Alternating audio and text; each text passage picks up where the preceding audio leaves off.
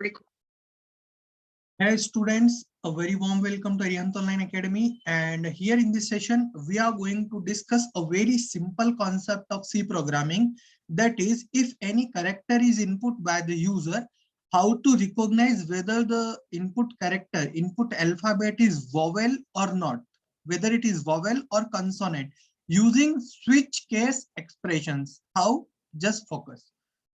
Just simple, we have included the header file, and thereafter we are entering in the main program using main function. Thereafter we have declared a variable that is ch. It's the name of our variable whose data type is char. That is character variable we are taken here.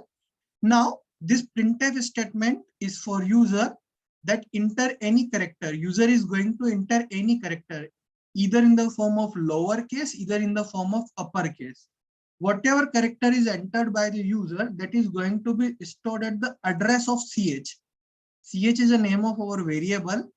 So whatever character the user is going to press, let's say user have pressed R, then R is going to be stored at the address of ch. Okay, now here we are using switch case expression switch and inside braces ch. So basically this ch is going to hold the value of the character that is entered by the user. Let's say user is entered R, then switch R would be there. Now under switch case, every case is going to find whether R is there or not. Switch case A, it's not R. Basically this inside character of this the single quotes with the name case, it's going to find the character which is going to be entered by user one by one. But A, E, I, O, U in smaller case, A, E, I, O, U in uppercase, no R is there. It means that if no R is there, it means that it's going to break, and default statement is going to print that is consonant, because no case is there. So if no case matches, in that case, default is printed. But let's say user have entered A.